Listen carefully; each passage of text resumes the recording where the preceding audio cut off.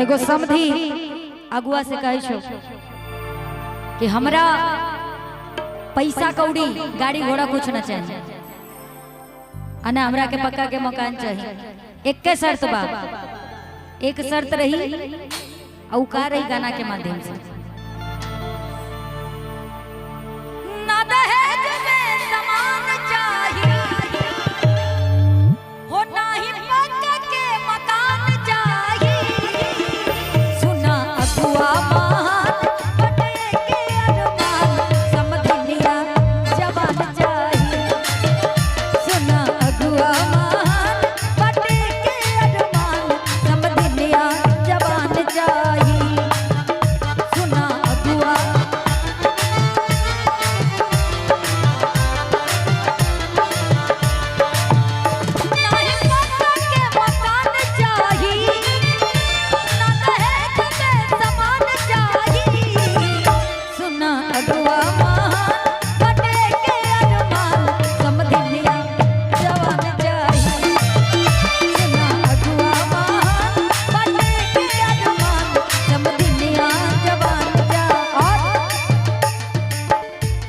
तो लूट लिया।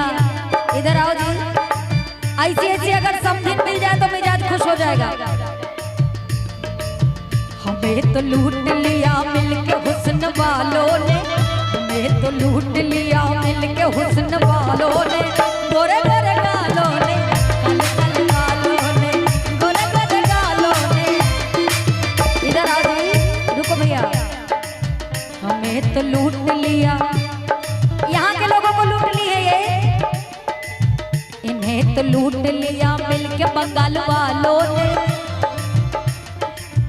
इन्हें तो लूट लिया मिलके बंगाल वालों ने। गोरे गोरे गालों ने, काले काले बालों ने, गोरे गोरे गालों ने, काले काले बाल। सुना अगुआ महान बटे के अरमान।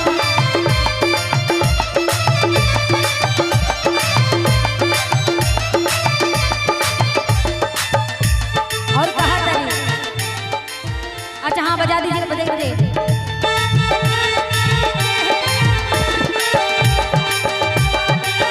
तौबा तौबा रे दिलरुबा, दिलरुबा, दिलरुबा। हंसता हुआ नूरानी चेहरा, काले जुल्फे रंग सुनहरा, तेरी जवानी तौबा तौबा रे दिलरुबा, दिलरुबा, दिलरुबा, दिलरुबा। सुना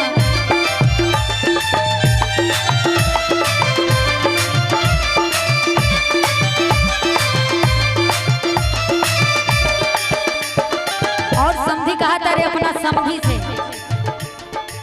ना चाहिए हमरा के कूलर और टीवी, पढ़ल लिखल चाहिए हमरा बबुआ के बीबी।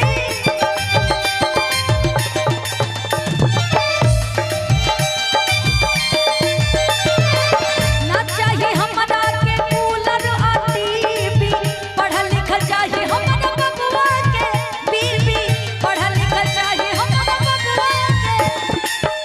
कि ना चाहिए हमरा के कूलर और टीवी, अब पढ़ल लिखल चाहिए हमरा बबुआ के बीबी। काहे खातिर? हो उनका रूप रूपवान चाहिए,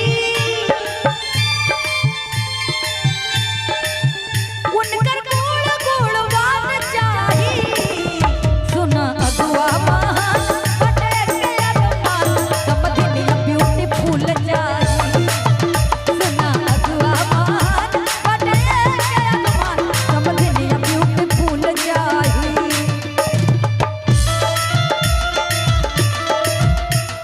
वाह वाह वाह वाह, रुक जाओ रुक जाओ।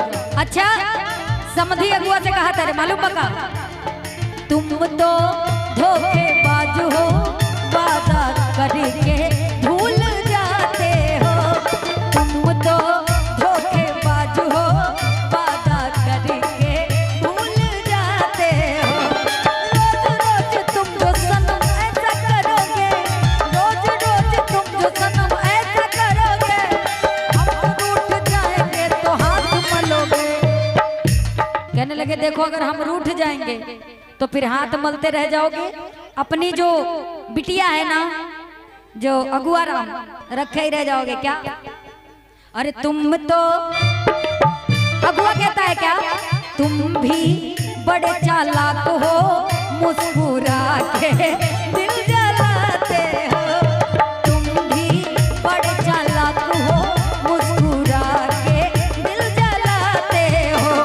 बार बार तुम जो सनम ऐसा करोगे, बार बार तुम जो सनम ऐसा करोगे, हम जो रूठ जाएंगे तो आहें भरोगे।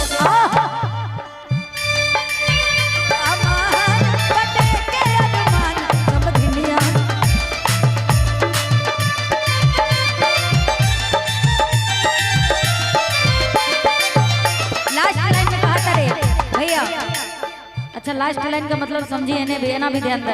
कहते रहे भले कम दी हाथुई रुपया दहेज में, बाकी मोर बबुआ के राखे करेज में।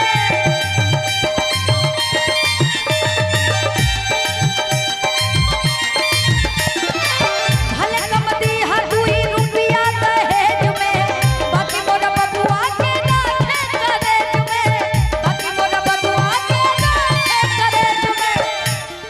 का तरह के 2 रुपया कम दिहा, लेकिन हमरा बबुआ के अपना करेजा में रखे। काहे थे कि निमन कुल खानदान चाहिए। आगे छोड़िए ना, हो ये गोसाली से आन चाहिए। का तरह हमके समधिन जवान चाहिए, लेकिन हमारा बबुआ के गोसाली से आन चाहिए। आखिर मजाक वजाक केकरा से करी भाई? कि निमन कुल खानदान चाहिए, एगो साली से आन चाहिए।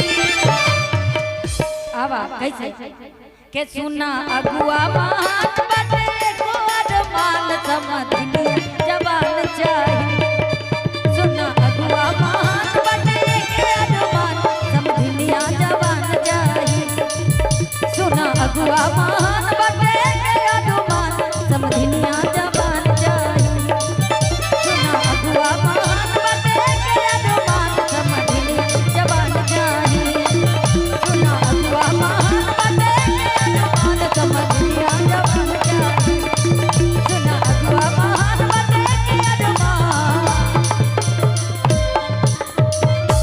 अरे समधिनिया ब्यूटीफुल चाहिए, और ब्यूटीफुल चाहिए।